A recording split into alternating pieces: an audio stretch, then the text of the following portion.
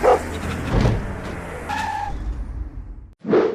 everybody, and welcome to a ball-busting wild ride with Stevo. This week we've got Donnell Rawlings. And man, he's breaking my balls over here, but boy is he hilarious. And you know what, I'm really excited to tell you that this is my new tour bus, man. And I literally just woke up, and I'm going to show you how I do it, man. I meditated, I snuggled with Wendy, and now I'm having my athletic greens. Because I just woke up, man, I have an empty stomach. But that's no problem with this kind of a supplement, man. You can have empty greens on a totally empty stomach, and it's delicious, man. Plus, a very healthy person told me not to start drinking coffee until I've hydrated myself. So, dude, I'm hydrating, man. Drinking water with athletic greens mixed into it. And this athletic greens, dude, it's like real food, man. And I don't really eat that healthy these days, so it makes me feel a lot better. This is how I start my day, dude. It's just super quality, bioavailable ingredients that fill in my nutrition gaps. And it's delicious and a great way to start my day. And I want you to try it. Go to athleticgreens.com/Stevo. And with your first purchase, they'll give you an entire year's supply of immune-boosting vitamin D for free. Plus 5 of these packets that I'm pounding down right now. One more time, athleticgreens.com/Stevo for 5 free packs and a year's supply of vitamin D. It's a dope deal, man, and I do it every morning. Like, now I'm going to start waking up. Let's get into it. Ladies and gentlemen, Donnell Rawlings. Yeah, dude. Me being an actor that I am, I just want to take this opportunity to say that that was the shittiest intro that I've had in my 27 years of being nobody, or in some people's eyes, somebody. But that intro sucked. Yeah. Everybody gets the same bullshit intro. Really? Yeah. I wanted to feel special, man. Yeah, okay. Well, there's always the intro that I do when I record this episode. Is your dog falling asleep right now? She's not, but she's a mix of Belgian Malinois and Xanax. Xanax? No, I don't know if it was me because I started talking or I was being insulting to her dad, but she was excited outside on the sidewalk. Yeah. And the minute I made this joke about you giving me the shitty intro, she pretty much had the same facial expressions as my baby mother does when I talk. It's just like disconcerted, like, okay, just keep talking. It's all good. You know, every episode of this podcast, I give a different adjective. Okay. You know, I don't know what adjective I'll attribute to this one. We'll have to figure that out as we go. But how the hell are you? I'm doing good, but I'm glad that you explain adjectives and not pronouns. Yeah. Because that's a big thing in the street now, getting your pronouns right. Yeah. Which I always get wrong. And the only pronoun, and people know from my experiences on Chappelle Show, my experiences doing stand-up, that the only pronoun I use is son. I call everybody son. Then I don't have to worry about anybody. And whenever I say son, nobody's ever said, but I identify as a daughter. Right. I identify as a stepsister. Sure. They just answer son. So I think that that's the new thing we should do, bro. Everybody is son. Son is all-encompassing. Yes, sir. Yeah. But when I'm performing my art, I find myself being careful Why'd you pause when you said that? Well, You said it like some people might have a different definition of it. You call it art, I call it Jack jerking off out of helicopters. basically. Yeah, but I'm mindful not to repeat the same things too many times. Like, have I said ladies and gentlemen? You know, like multiple times. And then I'll be thinking that in my head. But then all of a sudden I start thinking, is it okay to say ladies and gentlemen? Is that like politically correct now? I think ladies and gentlemen is a nice way of saying assholes and assets. Sure. But, You know, because, go ahead. I have I've been known to interrupt people, and I apologize. It's all good, man. Me too. So does he. Oh, yeah, so it's this is gonna interrupted be versus like- interrupted. Yeah, this is gonna be And like our ping pong. voices are the same now, too. Yeah. My shit is so strange now. And I know not me. I know people have made fun or whatever, right?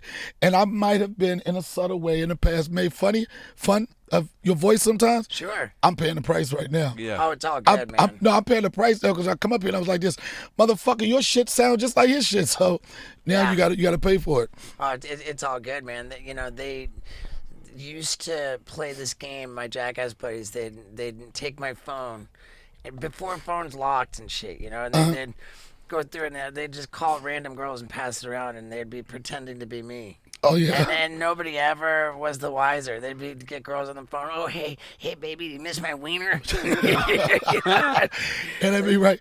I cannot get over the disinterest that your fucking dog had. I want to look at some old shows and see, should I pull a race card right now? No. she's She like is that, mellow man. jello every Yeah. time. Sometimes she Yeah. falls asleep. Really? It Yeah. looks like she's falling asleep right now. Well, Yeah, we'll she see. probably will be. Where'd you get that dog? I found her on the streets of Peru. So that's actually a rescue dog? Yeah, Yeah, that qualifies as a rescue Sure. dog for sure. yeah. Even though she was doing pretty well for herself on the streets of Peru, evidently she was overweight. She was just chilling. She was in good health.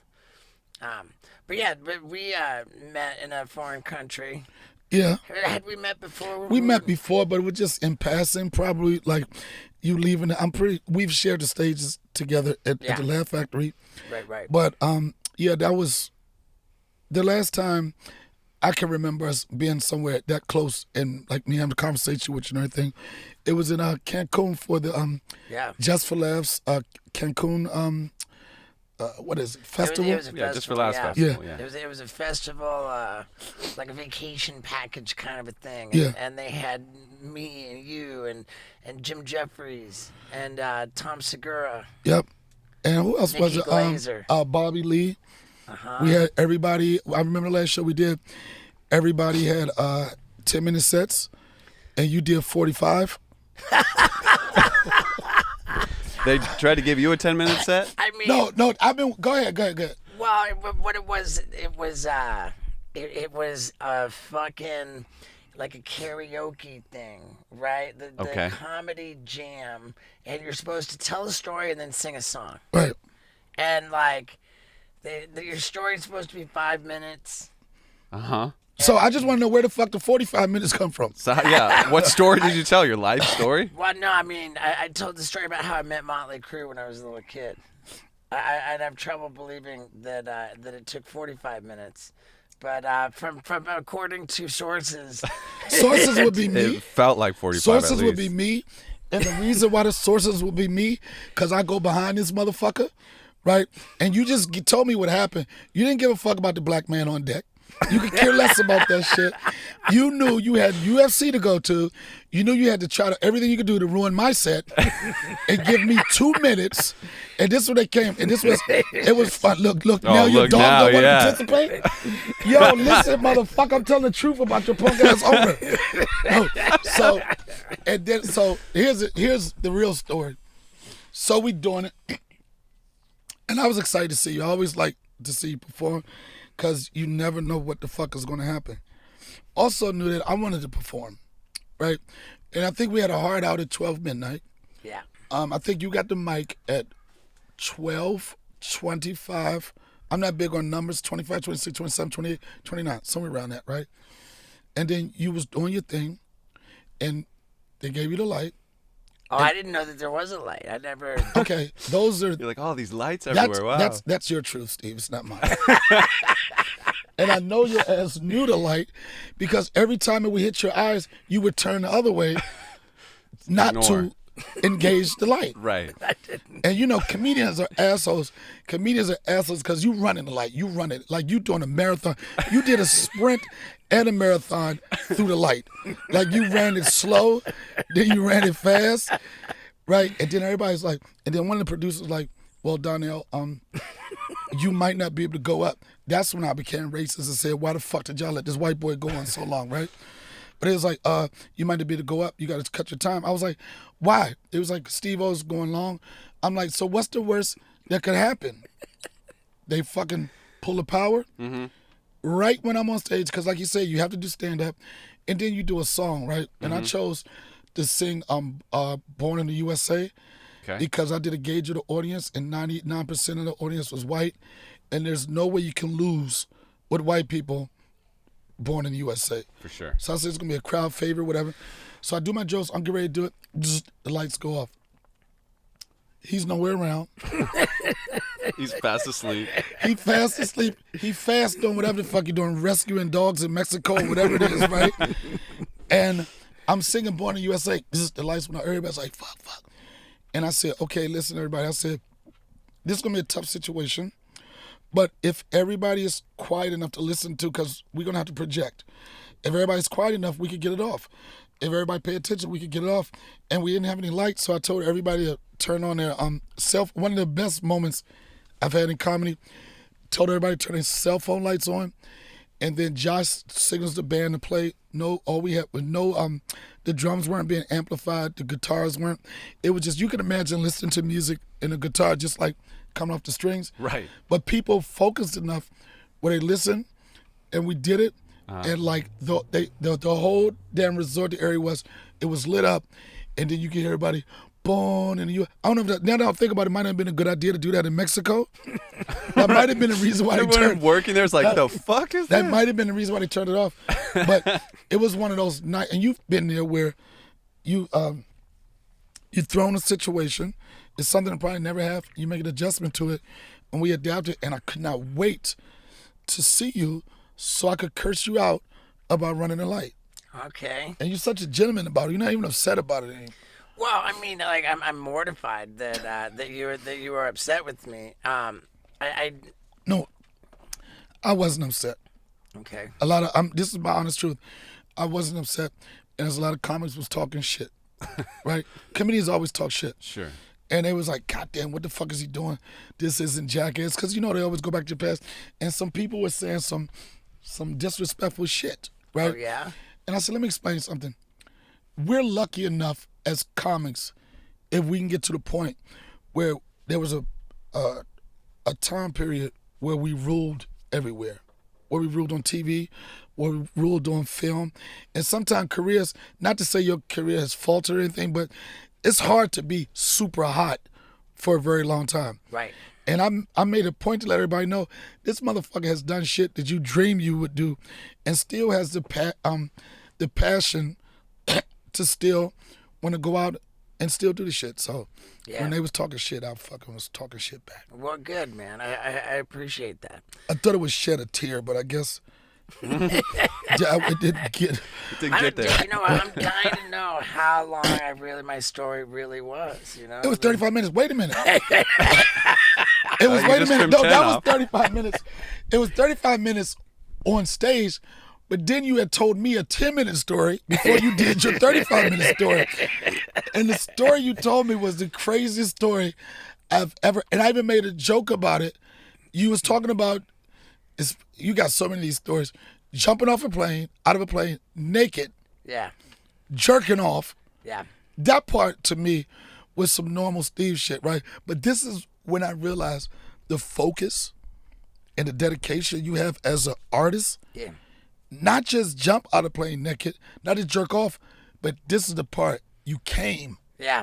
I blew a load simultaneously as I fell out of the plane. For me, I try to put myself in people's shoes or their experiences, right? And even when I close my eyes thinking about jumping off a plane, which would probably be enough for me, I cannot imagine blowing a load out the plane. With the guy strapped to your back. I was getting ready to say tandem too. So never mind, what did he say? He caught it coming down? Oh my God. And this guy, of course, isn't a friend of yours. Right, I mean, no, he was They got close really quickly. Yeah, I'm yeah, gonna see what that beeping was. Just Yep. make sure. Did you have it on film? Oh, yeah. We became close. Well, hey, man, it sounds That like sounds like pay-per-view. That's more than just film. yeah. Well, that's my my art. That's my show. That's your, everybody has a surprised he different didn't art. show you the footage. I respect that. Yeah. He couldn't wait to show. I knew he was excited about showing the footage. Yeah. It sounds like I owe you an apology, man, and I don't think you owe me an apology. I think you owe the guy that was behind you an apology.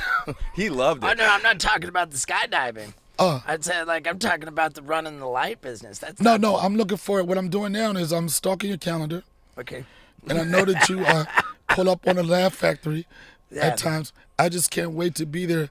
And then, like, you Right. going after Steve, I was like, no. I'm going on next, and I'm going to do that. If I'm going to do it so bad, I'm going to lie and say I jumped out of a plane naked and jerked off until I came on somebody, so you can't do it. Yeah. I'm evil, bro. All There you right, go. man. He'll get Well, you back. He doesn't have to yell at you. He'll get his revenge. Yeah. I get it. Well, I dig that. And you were. Did you do like a full stand-up set like in their little arena there? Yeah. Yeah. Did you just disrespect me? No. You said little arena. It was a big arena. It was a weird setup for an arena. I know. It was big. You're right. It didn't. It was tall ceilings. Yeah. It was distance. The stage was way too fucking big. Yeah. You had to damn near catch an Uber from backstage to the microphone. I wasn't going for that because I didn't want to be the guy that walks and I got to keep waving. So I told him, take the mic off the mic stand. I want it from backstage. That way I can connect with the audience. I don't have to do that awkward walk like waving and Right. shit. But you're right. It was but it looked good for you because when I first walked in there, I just saw your picture blasted. I don't know how the set went for you, but it was very interesting setup. It was an awkward show for me. And I kind of attributed that to the fact that the audience was comprised of people who were just there for the festival. It wasn't like my people. So now I'm showing them videos of me blowing a load. I'm falling out of the airplane. And it's not necessarily like my core target audience watching it. Not the cum catchers. It's not the cum catchers that Right. you grew to love. Wait a minute. So wait a minute. You actually showed the video. Yeah. And that's then why told it's me the story the next day, like the video wasn't enough. You're like, no, Donna, I'm telling you guys. But you did. I heard people been saying good things about it. Oh, well, thanks, Yeah. man. It's yeah, I mean, I love it, dude. I've been doing this stand-up in the comedy club circuit for like 11 years. Kind of developed that craft and then brought all my worlds together.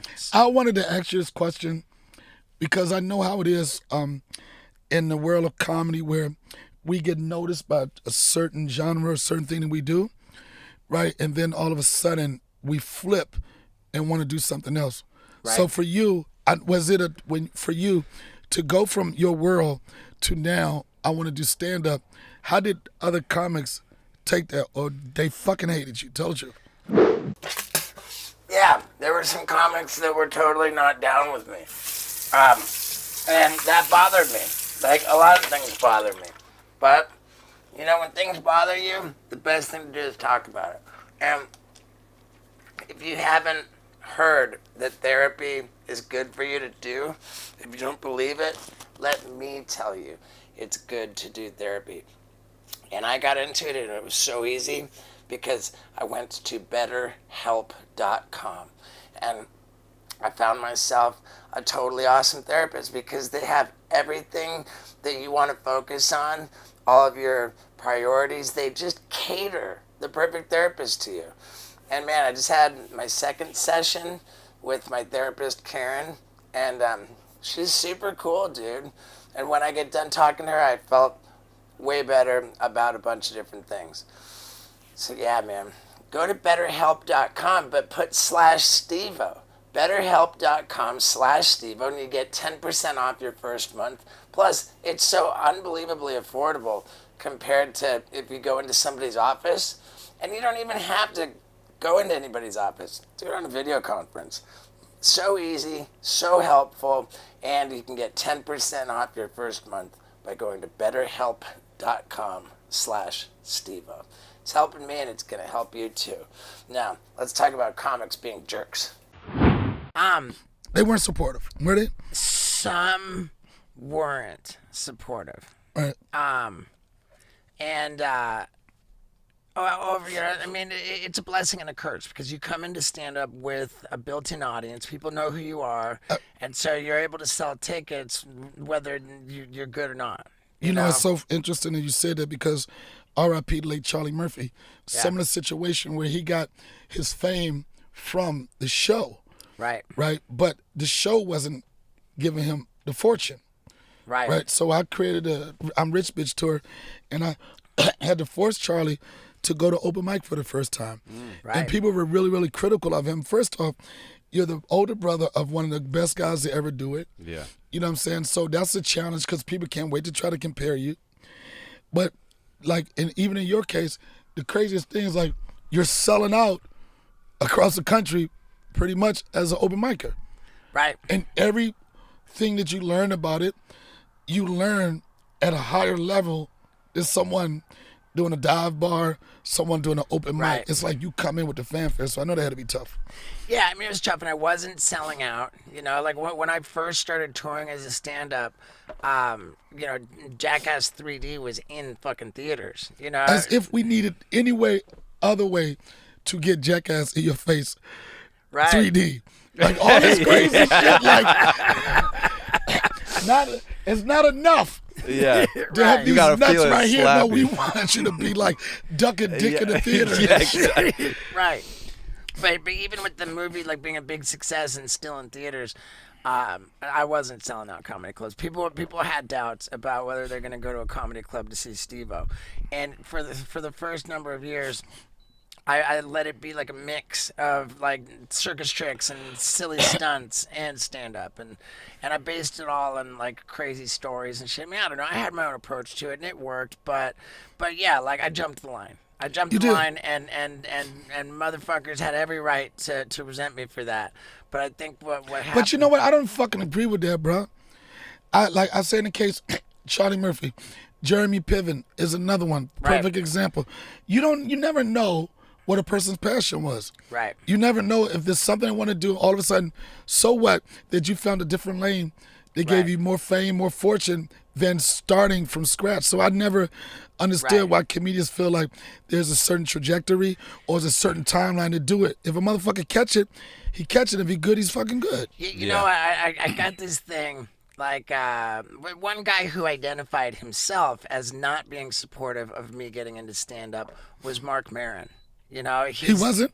Yeah, and he was candid about that. But, you know, like bless his heart, and I respect his honesty. He said, "Hey, you know, I consider myself a purist, and the idea of you coming into stand-up is like kind of rubs me the wrong way." You know. But I think people care about shit they don't need to care about. Right. But Mark Maron, I love the guy. He rubs people the wrong way too. So it was not the way you would rub people. That's all. Right. You rub people the You illegal, rub yourself on people. the illegal way. Right.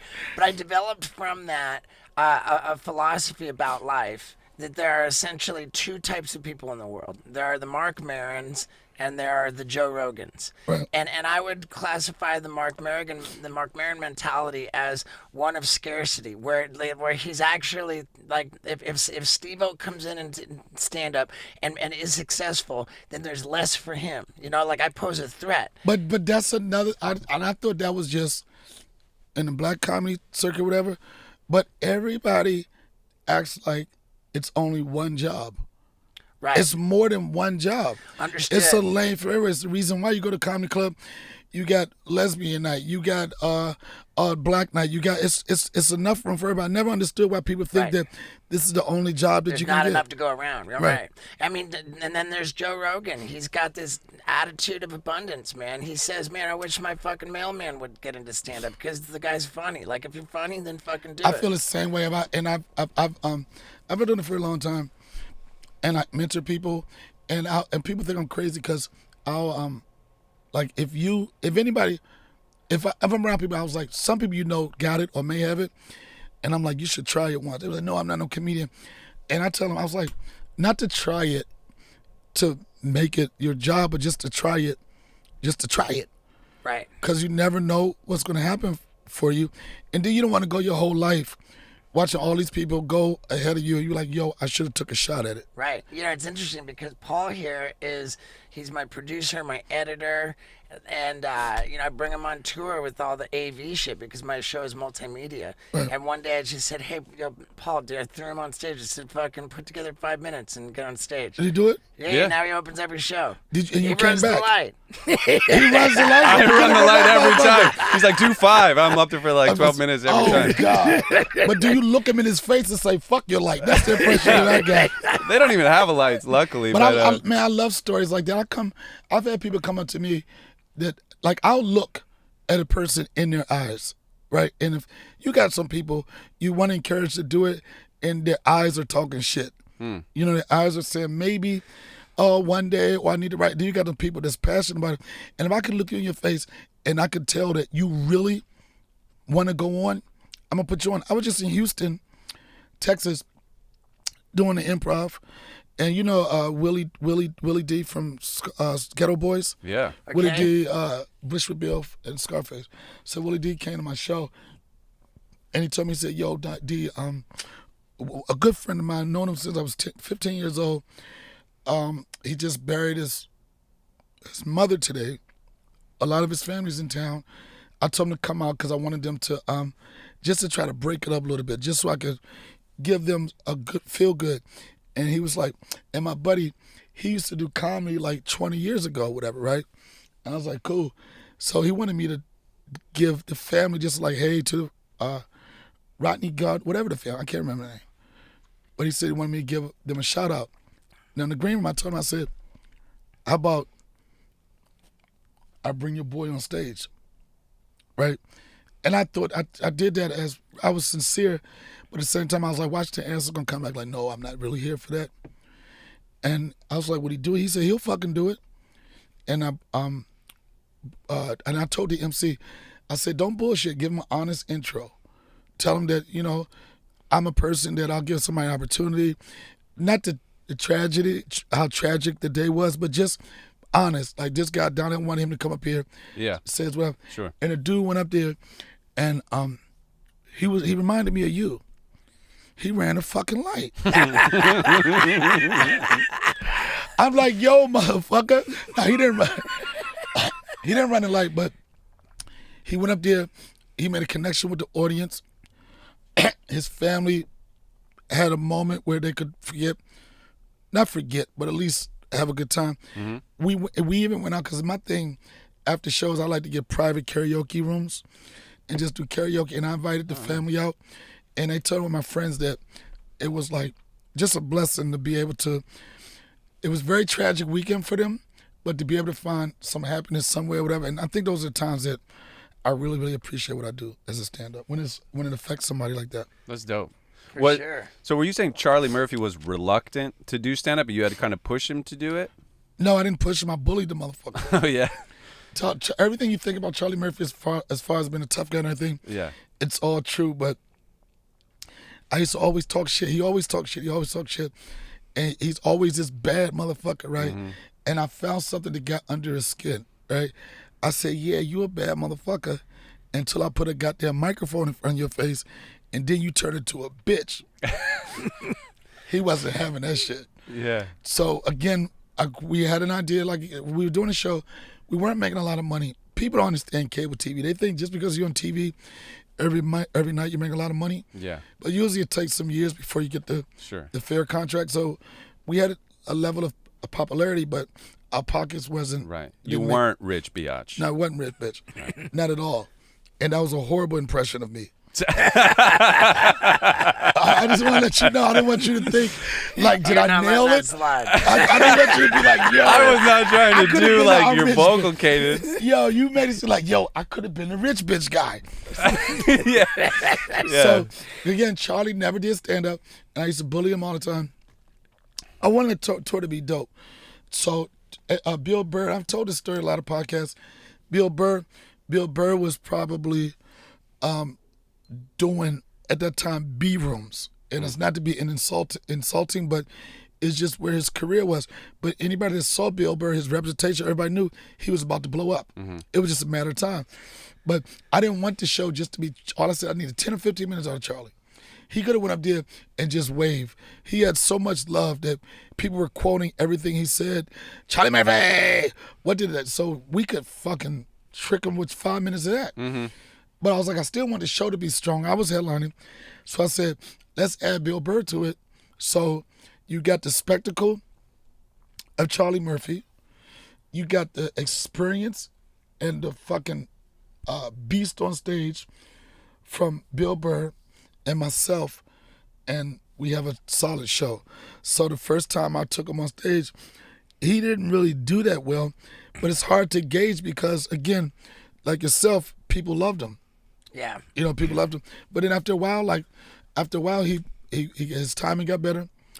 He became a better storyteller. And the thing that I respect about Charlie is that he never let anybody tell him who he should be or how he should perform. Because people wanted him like, well, if you pick up your pace like your brother would, he was like, I'm not my brother. I'm me. He found his lane and he committed to it. And to this day, people regard him as one of the best storytellers to ever do it. And I've, like, been around Charlie, been around Eddie, like I've been in their private family space, and you could tell just by being around them that when they were growing up that Charlie was the funniest one in the family. You could tell. Now, I'm not saying as a performer, but just naturally tell a story. You know, when you're around people and your family, everybody knows this story, but you only want to hear it from one person. Sure. And he was a guy like this. You could be like, Eddie, tell us. I'm sure everybody was like, Charlie, tell that story. You know? Charlie would just hold court. I mean, I remember when I started doing it, like he was everywhere. I mean, when we're on this circuit, like we're all chasing each other around, we're running a train on these clubs. First off, how do you fucking get a dog? You flew him back private? No. We were shooting this TV show down in Peru, and the production did all the jumping through hoops. Oh, they did it for you. And Paul was there. He was the in charge of this whole digital, production side of it. Yeah, that's how we met. Oh, yeah. And why I knew he was gonna do great at doing stand-up. Yeah, wow, get ready for this to really be pretty shocking and impressive. And you know what else is shocking and impressive? The way that I've been killing it in the merch game, dude. And you know what? The holiday rush is over, but dude, it's not time to start slacking, dude. I'm definitely not. And you know how we do our merch? With ShipStation. It's like one interface which brings together all of your different carriers, like the post office, UPS, FedEx, put it all into one spot. And even if you're selling on Amazon, on your own website, Etsy, you name it, whatever you're selling with and however you're shipping it, all in one easy interface with the lowest rates that you could get, man. They're normally reserved for like Fortune 500 companies, but you can have them, man. And on top of that, you can have your e-commerce going and humming and making it so easy with ShipStation. And for 60 days, not even pay for ShipStation, because I'm going to give you a free trial. So you go to ShipStation.com. You use the promo code Stevo, and to do that, when you get to ShipStation.com, you click the microphone in the top right corner. And dude, you get 60 days free trial. And no matter how big or small your business is, this will do it. My business got pretty big. We still use ShipStation. Loving it, man. So become a baller, get your e-commerce game going, don't be a slacker, and use ShipStation to ship all your orders, man. Take it from me, dude. It's the way to succeed. Now, let's talk about Paul succeeding at stand-up. Is because on the last night of that trip in Well, on the last night we threw like a party, like a rap party, and I wandered up to the roof of the 4-story building we were at and fell off of it. He landed on fucking concrete rubble, and it was all fenced in, so the only way you could see his ass is if you were on the roof. And nobody thinks to go on the roof, so it's the fucking next day, and all day they're looking for Paul. They don't find him. He's still on the side. No, shut the fuck up. I was laying there all day till like 4 p.m. They found me. Both of his lungs punctured. Yeah. But only one of his lungs collapsed. But that's when you two got close. Well, I came. You need a story like that, dude. For you. It was like this. You fucking healthy lung having ass motherfucker. Fuck you. When the last time you almost killed yourself, bitch? Get out of here. No, I remember I told you after I healed and came back. I told you like I was embarrassed about it, and you're like, "What?" You're like, "That's dope," like because to you something like that happening has always been good for you, Did you at any point did you say, did anybody get that? Yeah. You can't Dude, just we fall looked for off. footage. There's no street camera. Nothing caught it. Damn. Yeah. Unfortunately. But yeah, so, But- so his first 5-minute set was fire. Yeah. I mean, it's kind of easy that way that I'm just telling this gnarly story about almost dying, and it's kind of related to Steve, Right. so it kind of Oh, yeah. it does make it a little easy for me. But man, stand-up is like, because I'm not necessarily pursuing being a stand-up comedian, but I would recommend it to everybody because it's scary as fuck. But like, you go out there, you do it, and like, even if you do bad, you're not hurt. Like, you're fine. You know, what? like it's healthy. I would say that it could probably do in regard to mental health and therapy. I think that there's probably something where you can have a class to help people with mental issues just by maybe something where you combat your fears, being in front of people, Yeah. or tell your truth. I think it's like, because once you do it, you can either get closer to it or further away from it. It could be so scary, say fuck that, but so challenging that you want to do it again. Yeah. I wish everybody sometime in their life try just 5 Yeah. minutes. Yeah, I agree. Yeah. And yeah, it's And you know what it would stop to? It would stop a lot of people from being hecklers. Oh For my God. sure. For If you're sure. a heckler, okay, because that's how most comedy clubs get hecklers to shut up. And that was the case with me. I started as a heckler. Is that, how you started? That's yeah, amazing. I started as a heckler. Uh-huh. And I was the cockiest heckler out of Washington, D.C. I used to go there with people that I used to work with when I had a regular job. And I used to go there and fuck with the hecklers. I mean, fuck with the comedians. And I would go every week. And people started coming. They was like, yo, is that asshole guy going to be here today? Like, they wanted to know if That I was was part going of to the heckle. show they wanted to see. And I got so cocky with being an asshole heckler. I think after like 5 weeks, I went to the club owner and I tried to get a door deal. As a heckler. As a fucking heckler. I said, listen, I've increased this business by 30%. I've done the numbers. I need to get my money. They looked at me like, if you don't get the fuck out of my face. That's amazing. And they Damn. dared me to go on stage, and 27 years later, it's like, I never looked back. Yeah. Damn. Man. Yeah, dude, I fucking hate hecklers, dude. I got into therapy over that shit. Where the man. fuck did your dog just go? It feel like she had a date or something. Like, Yeah. Yeah. just rolled out and came back like, well, I've done my dirt in the street. What do you want to talk about? Right, I just release her into the neighborhood, man. Even though this isn't our neighborhood, she's Just fucking does her own thing, man. She's just gonna fuck off and go check out your neighborhood. Look, and she's like, gonna these come back. motherfuckers talking about me again. Yeah. Yeah. She's like, watch this.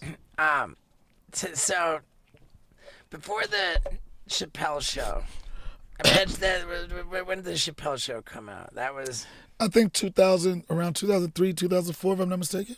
Yeah. right, and so you were deep in stand-up by that point. I think I was probably, at that time, probably like 4 years into it. Okay. Yeah. But my 4 years was like dog years. It felt like it was multiplied by, like, I came out, like, something similar to you, like the first experience I ever had on stage. It was a good one. I got a standing ovation. Wow. And I was going through the ranks really, really fast in Washington, D.C. I think I was only doing like 6 or 7 months before I decided that it was nothing else that I could do in D.C. Not to be insulting to that comedy Sure. scene, but I just felt like if I stayed there too much longer, I was going to be one of those like hometown heroes. You know, the guy that's like everybody know he does all the bowling alley gigs and stuff. I was wanted to Right. start at the bottom of the next level. And I was getting a certain level of success. The crazy thing was, when I moved to New York, I was lucky enough to get an agent probably like a year into it. And I started booking a lot of dramatic stuff. Like the first thing I booked was episode of Law & Order, which every actor in New York, they say you're not an actor in New York if you hadn't been on Law & Order. You know, they had like 3 different shows. Everybody did that. That was pretty much everybody's introduction to acting. I was doing a lot of dramatic stuff. It wasn't until Chappelle Show, people thought that I was a dramatic actor. They was like, yo, now he's trying to be funny. I was like, no, I've always been funny. Yeah. And that was the first platform that showcased me as on the comedy side of it. Right. And so you got like you described, you had to pay your dues. You're not getting paid a whole lot of money from Comedy Central, but it's getting renewed, and then all of a sudden the numbers are getting crazy. Like famously, Chappelle walks away from $50 million. Right. Like by that point, it's not chump change anymore. No, that was his money. He walked away from it, not me, motherfucker. Right. You look at me like we both walked away. like Dave, you ready to hold hands? I'd be like, I'm Dave, I'm about to cheat on you. Yeah. This not gonna work. I don't think I could have done it. Right. I don't think I could have done it. But it was just bubbling. And the best thing for me was that people that saw me doing different projects, like Def Jam, BET, it was scattered, Premium Blend. But this was the first platform where, like, it was just pop culture. You know what I'm saying? Right. It's one thing to be on a lot of shows mixed up, but it's one thing to be on one show that everybody's tuning into. Right. It was before DVR. This was before, like, oh, I'm going to stream it later. It was like, motherfucker, I got to watch it at 10 o'clock on Wednesday because I want to be able to quote everything from the show the next day. Mm-hmm. Yeah. So although I think that, of course I believe that my career would have did its thing, but that did really, like, get people like, oh, shit, like, who is this guy? And I had a ball doing it. Yeah. Dude, I bet. It looked fun. Yeah, and I mean, I feel like I relate to it a little bit because with Jackass was real big, and when it was a TV show, but little kids were showing up in hospitals, fucking trying to do their own Jackass shit. I know, and then did you ever feel? I know it's kind of tough because did you ever feel like you guys were responsible for that, or were you thinking like you should? I'm not here to be your parent. I'm not here to tell you to do this. Right. Did you ever? I mean, my feeling was that I'm an attention whore, and I'm not trying to share the spotlight, so I'm not encouraging anybody to do that. You know, I think Darwin would have been pretty okay with it. You know? Like, whatever, fuck them kids. Right, yeah, I mean, if you're like, you know, and my other little, you know, cocky thing I would say is that it's not Tony Hawk's fault every time a kid falls off a skateboard, you know? Right, like, true. I'm a fucking professional dude doing this shit. But the point was that when those kids were getting hospitalized, copying our stunts, MTV got real scared of the liability of it all, and they started cracking down on us and giving us all these rules, and we're not allowed to do that. And So when did the disclaimer come in? Because I know was that at the disclaimer beginning? was from the beginning. Oh yeah. But it was when they started telling us what we could and couldn't do, and we filmed stuff, but they wouldn't show it. Funny that Comedy Central would tell motherfuckers what they can't do. Right. You know, I know I'm all over the place, but it's funny that you say that. And I've had, worked with Comedy Central, but one of the biggest sketches we did on Chappelle Show was the Rick James sketch. Sure. Right. I used to do the warm-ups and the wraparounds, and we would introduce these sketches, but this one particular sketch, I never felt like the room just was shattered. Right. Comedy Central hated the sketch. Their notes were, the sketch is too long, because the first time that anybody, our show was a half hour. Mm-hmm. It's the first time that one sketch pretty much took the whole show. They said it was too long, and they also said that they didn't think Charlie Murphy was funny. Cut to Charlie Murphy. Yeah. You know, it just did like. It's just, I guess I'm saying that, it's like, a lot of times people don't know the inside and what you have to go through as an artist to get your vision out there the way you want it to be seen and not just the way the executives want to be seen. Right, for sure. And interestingly, our Jackass director now lives in Rick James's old house. In L.A. or? In Laurel Canyon. I know he be finding bags of cocaine and shit everywhere. Yeah. That's like a treasure hunt and shit. Like, your kids are playing hide and seek. You're just like looking for the Rick James bitch. Right. But there was nobody, like, for me, and I'm a huge fan of Dave as a performer, friend, and everything. For him to be able to embody the character of Rick James, and I know for the most part, when you connect with a character, it's because first thing, like, they look like the person. He didn't look shit like Rick James, but just fucking nailed that shit, man. Yeah. And I was going through some old YouTube videos the other day, and I saw an old video of Rick James and Tina Marie singing a classic of Fire and Desire. It was a duet, right? And as a kid growing up, it was one of my favorite songs, and it only took me 4 minutes to listen to it. I've never seen anybody do a song for like 30 minutes. Wow. Like, it just kept on, the performance, the interaction. And then when I saw Rick James like that, and then I saw with Dave, I was like, he really embodied that character and nailed that shit. Yeah. Same with Prince. He doesn't look like Prince at all. But, like, yeah, he just embodies the vibe. I remember Dave asked Prince if he wanted to be in it. And he said, "You're crazy." You know, that's Prince way, "You're crazy." But do it. But he was a fan of Dave, and he was a fan of the show. How crazy would that have been if Prince would have did a guest spot? Just the fact of knowing that Prince played basketball in heels. Yeah. Right. But the crazy thing about that, Charlie Murphy had thousands of stories like that.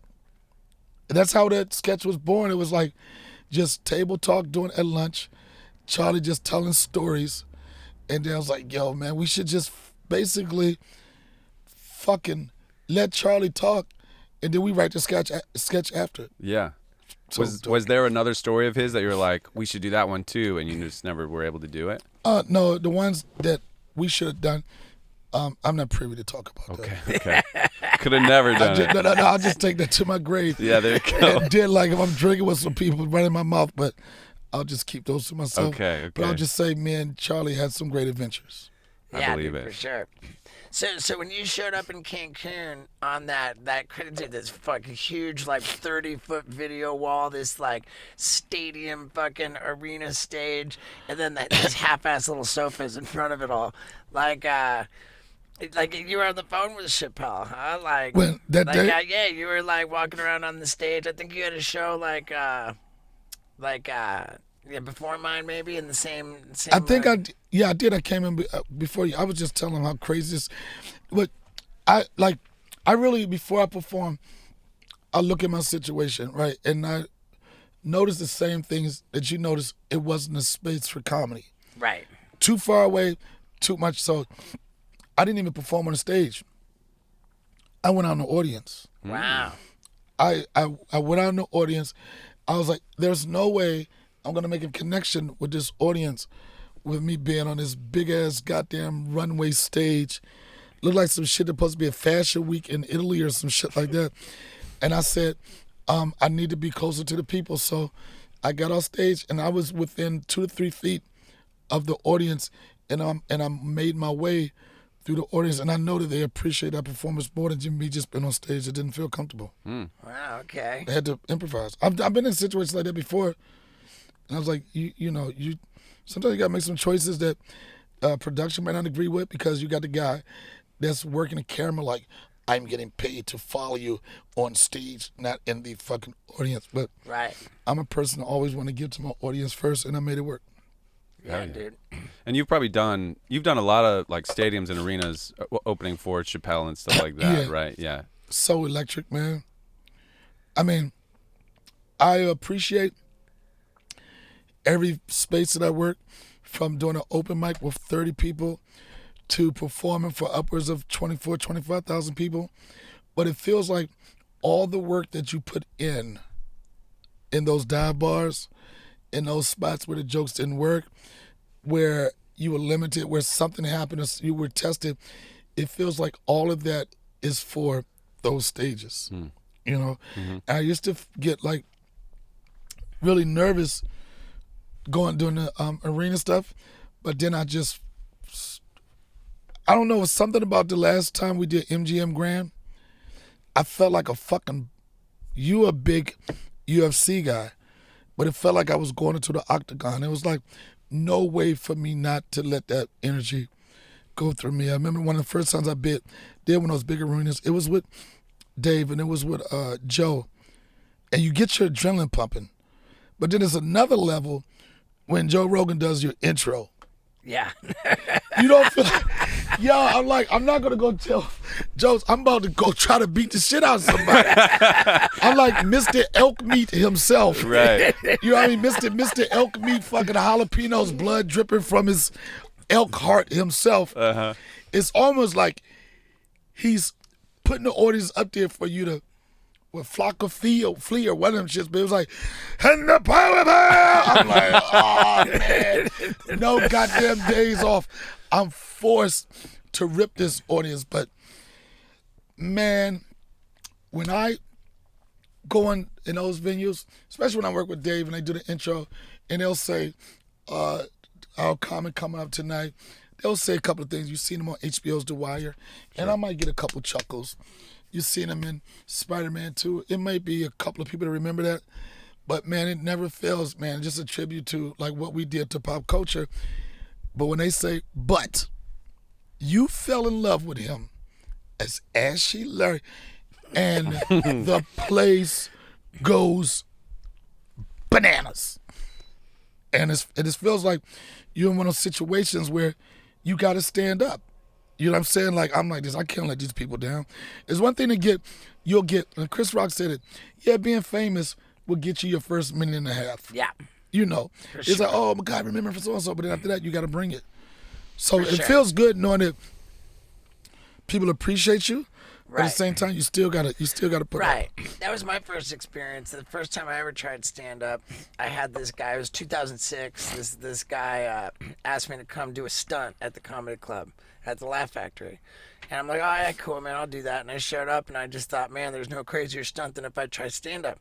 Right. And I'm trying to think of like a joke, you know. And I'm like, fuck, man, what am I gonna do? And so I get on stage, and they're like, Stevo. You know, the crowd's fucking excited to see me. I'm like, damn, they're rooting for me, man. They're excited to see me. But when they root for you, people root for you to fuck yourself up too. Right. Well, it's like going to NASCAR. True. They want to see the race, but can we get two cars to crash? Right. Yeah. So I get on stage and I go, hey, everybody, I'm in the mood for a blowjob. Does anybody want one? Right. And like they laughed, you know, and I felt really good, and I fucking got the fuck off the stage, man. I think I remember you working at, but not at that time. But you acknowledged giving somebody a blowjob. Oh, okay. No. What it was. It was something on it. I mean, it was a joke that I could never get close to. It was what it was. It's your lane. You can have it. It was transgender individual who looked a lot like a really attractive woman, but maybe had a penis. Right. And definitely sucked mine. Okay, I knew it was somewhere. I knew a penis got sucked. Not to be confused with the jerk-off joints, but I knew somebody got their dick sucked. I hope I didn't trip over that's any. special. I hope I didn't trip over any rules on that one. No, but the funny thing about it, look how rumors start, right? You had your version, then I had my version, and 10 years from now, they go like, yeah, Steve, remember that time you took it in the ass on stage? It was like, no, he gave me a blowjob. I gave her a blowjob. But then there was this one time I did kiss my buddy on the dick. My buddy party. But that's boy. white. But you know, that's white boy fun. Yeah, like y'all can do that shit and be friends the next day. Black people do that. It's gonna be a murder the next day. Right. You know, it's like this. Like I don't trust you saying you can keep a secret. Bow. No witnesses. Yeah, I know how we can just deal with this shit. Yeah. Man, that's funny. Yep. Damn, man. So, tell me about your podcast, man. We're getting ready to do that. Podcast is a Donnell Rawlings show. I started it probably 2 years ago. Okay. And then I had always kind of thought about being in the podcast world, but then I was like, oh, that means you got to get guests. Oh, dude, it's the word. Yo, I'm like, I don't want to call nobody. You know what I mean? Like, I was sure. like, and I was going through, if I would do it, I was like, well, if I do a podcast, I was like, the only guest I'm going to have on the podcast is me. Right? Okay. Like Bill Burr's Monday Yeah, morning Bill Burr. thing. I was like, maybe I'll do it like that. But then I kind of was like, everybody's doing the podcast. I want to be different. And I remember the first time I did Rogan's show. And I was talking to him about, you know, me being, I think the first time I did was like 3 years ago. And I got a young son. I think my son was like 2 or 3 at the time. And I was telling him, as much as I do love being on the road, it's like I wanted to spend more time with my son. Yeah. But I'm a comedian that, you know, I don't have to get TV money. I don't have to get movie money. I just need to get money. So if I can find my money on the road, I'm not tripping off of being a serious regular, as long as I can make a fair living that way. So I was happy to be on the road. But then it was taken away from my time with my son. And I was telling Joe, I said, I need to come off the road. I said, but I don't make any money in Hollywood. I said, I got to reintroduce myself to Hollywood. I need to be able to make money in Hollywood. And he was like, oh, just start a podcast. Right. And I'm saying to myself, no, this was me being stupid. I was like, you ain't no money in podcasts. And I forgot that I'm You're talking staring to at Mr. Daddy Warbucks, a Yeah. podcast, right? And I was like, ain't no money podcast. And then I said, because I had YouTube followers some years ago, and I had this brand manager, whatever, that we had a little issue, and he took down all my pages. I had like 35,000 subscribers on YouTube. I'm like, man, I got to start by getting one person at a time. I got to ask people to come on the show and everything. And the birth of my podcast was on Joe Rogan show. He's like, it's simple, Donnell. He just makes everything seem so calm. He was like, Right. I was like, how am I going to get it out there? He was like, you do the podcast. I'll tweet about it. But like, I'll put it on my social media. Then you'll do the rounds with the other people. Next thing you know, it'll be Right. popping. And he was, to a certain extent, he was right.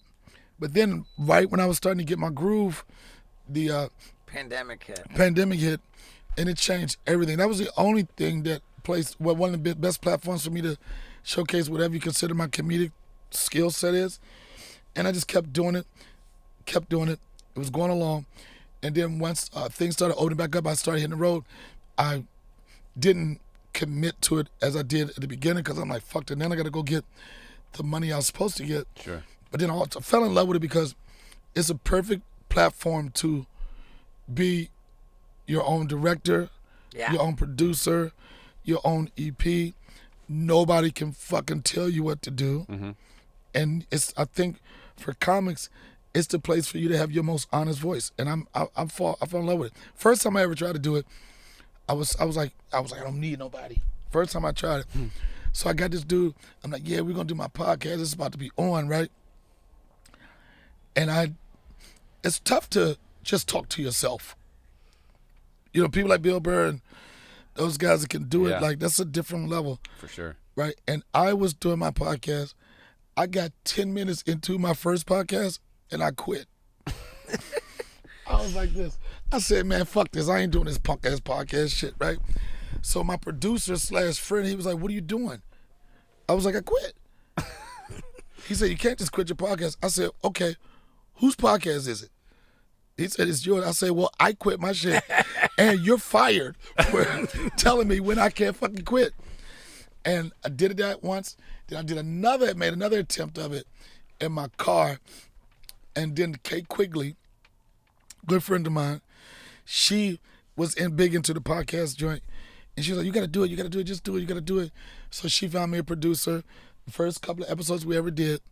Well, and I'm forever grateful to her, forever grateful to Joe Rogan, forever grateful to David Deria, Julius, everybody that helped me. But she pushed me into it. And when I first started it, I could have went and tried to make it a big production, get the best studio, the best lighting. But I was like, if I do that, I won't give people opportunity to grow with me. I said, let's do it as bootleg as possible so people can expect mistakes. You know what I'm saying? Like, people's like, and they was critical of me at the beginning, but I was like, this is how I learned, you know, because the podcast people are, a lot of them are assholes. You know, you talk about wannabe comedian, they so critical of everything. It was like you can't make these motherfuckers happy. Yeah. It's like, yeah, dude, I like it, but maybe you need to get different microphones. Like, Yeah. they'll be like, yeah, you need a booster for that, or like, I would bump it up to a so-and-so, and yo, the camera. But I was like, you know what? It's okay, because I said I always want to grow. You know what I'm saying? If we have issue with the lighting, we correct that. If we have issue with the sound, we correct that. So we went from doing it in Kate Quigley's apartment to finding a home at the Hollywood Improv. I want to shout them out because they was really good to us during the podcast. When nobody would let you in the building or whatever, they would sneak us in, and we just had a nice little safe place to. In the upstairs? We did it everywhere. We did it. Okay. We started in Bud's office. That was the first Okay. place we did it. Then we went down to, I think, the lab. Then we went one did show in the main room. Then we went to the bar. We hit everything in there. But big shout out to Ricardo and everybody, Rita, Paige, everybody. Paige. Yeah, they was so cool with us. And now we just moved into studio situation, which works better for me because then I could just like, this is the best situation. You could just be driving down the street. It's like, fuck it. We want to do one. So it's been a good experience. And it's on, of course, it's on YouTube and all podcast platforms. And I'm having fun with it. You know, I've got my podcast guy who sells our ads and shit. You know, I kind of look to him for guidance, for advice. And it's like when people ask me to do a podcast, like I'll ask him, hey, do you think I should do this podcast? And every single time I ask that question, the answer is look on Apple Podcast and see how many ratings it has. And if it has less than 1,000 ratings, then the answer is no, because that means they have no fucking audience. You're wasting your time talking to nobody. If they have over 1,000 ratings, then the answer is yes, because that's a meaningful audience. And I looked up yours at 1.5 thousand. That's a yes. I didn't even know I had ratings. That's a yes. I didn't know. I didn't even know that. And I was wondering because they was like, I was like, will he do my podcast? I guess your guy was checking the ratings before he said yes. I was like, I need an answer now, right? Like, what the fuck are you doing? I was like, please hold 1 second. Steve's looking at your fucking ratings, right? Yeah. But I look at it. I always say, I tell my guys, my podcast is not, I said, it's a reality show about a podcast. The mechanics of it, like the personalities and working with different people, like I think that's more interesting. And I know that was the biggest thing for me. Like my shit don't add up with when I say with my popularity and people, it doesn't. But I also realize that if you want something on something, you got to put the time into it. Yeah. It's not going to be easy. It's not going to be overnight. And I look at it like this: as I grow, as it grows, it'll come to a point where people really catch on to it.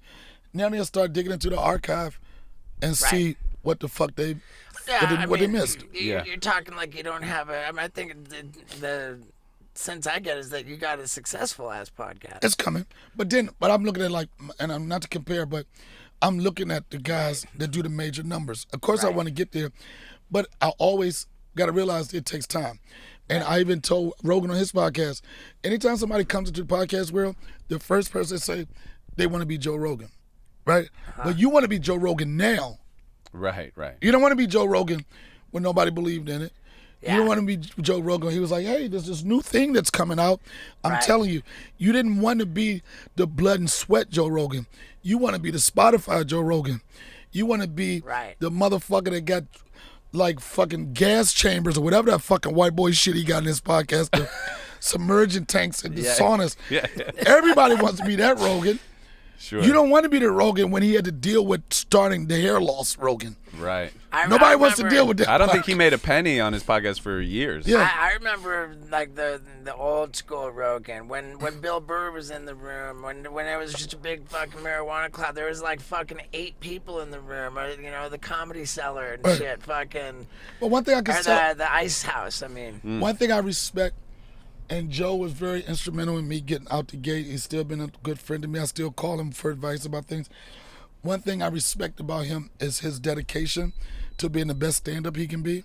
Yeah. Because a lot of people, they do this. People do it for different reasons. People do it for therapy. Some people do it for the cash. You know what I mean? Some people like this, I just want the payday. That's why you see some motherfuckers that don't really work and they act. It's like this. They just collecting. They just it's a money grab. They do the same shit. 10, 15 years, same shit. Yeah. But that motherfucker is true to comedy. Being a multi-millionaire to still commit to doing shows when he was here every night. Yeah. Every night. You don't have to do that. He could deal with one heckler and he could say, I'm rich, bitch, and stick the bitch and mean it. But I respect anybody get to a certain amount of a level of respect, a certain level of respect and the fortune to still be passionate about it, and the dude is still that way. That's why I consider him one of the dopest to do it. Yeah, man. Fuck sure. Yeah. Well, hey, dude, what do you say we go do your podcast? I don't want you to do my fucking. Let me go check your rating. Yeah, how many ratings? Yeah, you want to sneak rating on me? let me go check my rating. Right, I'm gonna come back like, yeah, that's it for me tonight, guys. Yeah. That's the light, guys. That's my light. Thank you. Thanks for having me. I appreciate it, man. Oh, I couldn't wait to tell people how disrespectful you were to me, man. All right.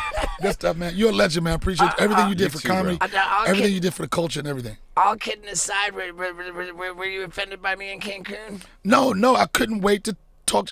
I couldn't wait to run into you somewhere just to talk shit. Okay, good. And just so happened that I could do it on your podcast, so this is a better platform. Dude, even better, man. He's an asshole. He runs the light. Cool. I just give me just a couple minutes to get my dude, ready. easy. But thank you, man. Yeah, man. Hey, thank you. Yes, sir. How about that? You know, he was really breaking my balls. But whatever, dude. I went and did his podcast after that. We had a blast, man. Love Donnell Rawlings. And, dude, did I mention at the top of this episode that I'm on my own tour bus? You can see. Well, I mean, some of you can see. It's fucking pretty crucial, dude. I mean, come on. Should I look at the other side? It's kind of cooler.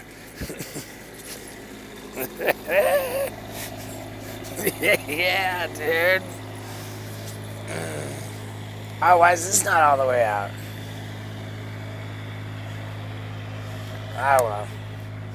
Fuck yeah, dude. I'm going back to bed.